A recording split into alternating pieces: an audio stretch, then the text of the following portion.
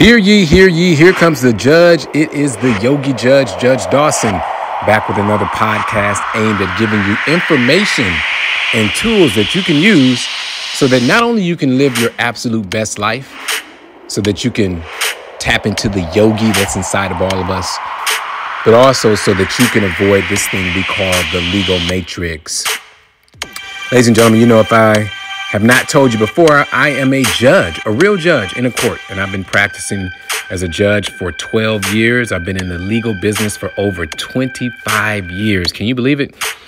And the key is, with all of that experience, I have information and tools that you can use. It's just undeniable. If you do anything consistently at a high level for 10 years or more, you become an expert. So I guess at this point, being in the legal game for this long, I am what you can consider an expert in the field. So when I speak to you, I'm bringing you information not only from what I experienced in the courtroom, but what I also experienced as a man, as a husband, as a father.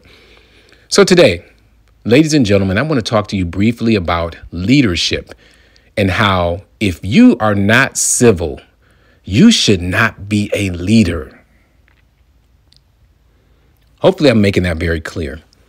If you do not have civility, you should not be a leader. The problem with that statement, I will acknowledge, is the fact that if we look across the world, all we see are a bunch of leaders who get infamous for their lack of civility.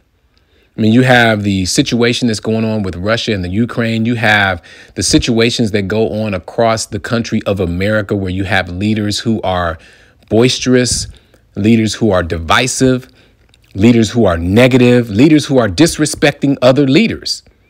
So the example that we're setting for the next generation of leaders is the fact that there is no civility.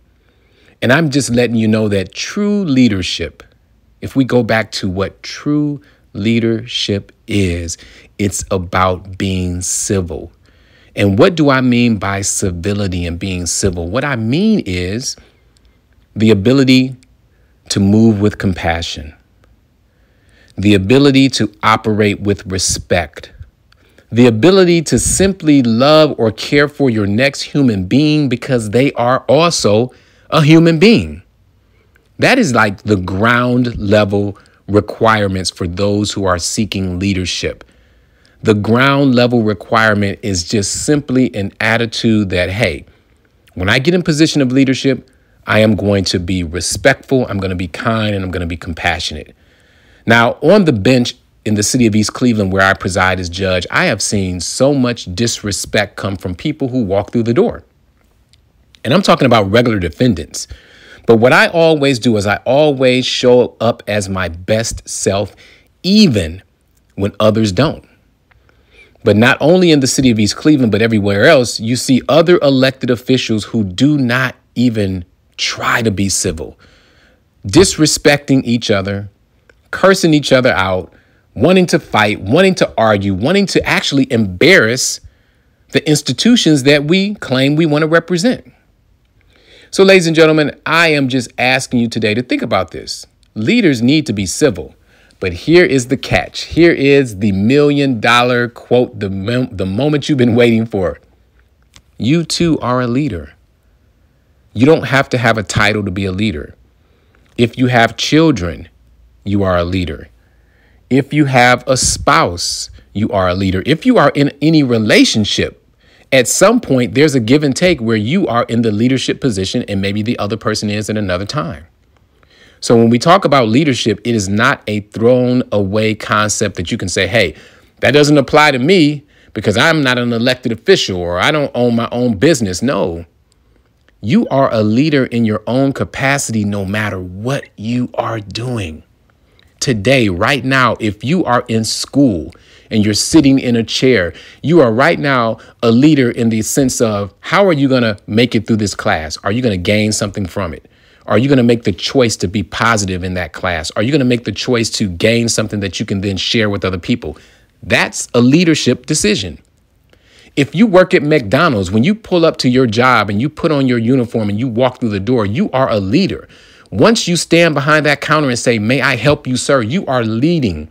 And by the way that you present yourself is going to be the energy that you receive, or at least the impression that you leave on other people. So we are all leaders. And with that being said, we all have the responsibility to treat others with respect. We all have the responsibility to treat the institution upon which we work or whom we represent with respect.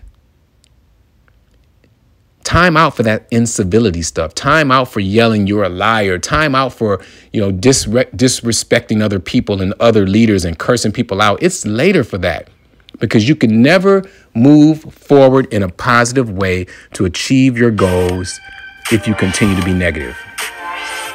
All right, ladies and gentlemen, that's my short message for you today. If you've been listening to Here Comes the Judge, you know I don't keep you long, but I try my best to give you tools and techniques from what I experience every day on the bench.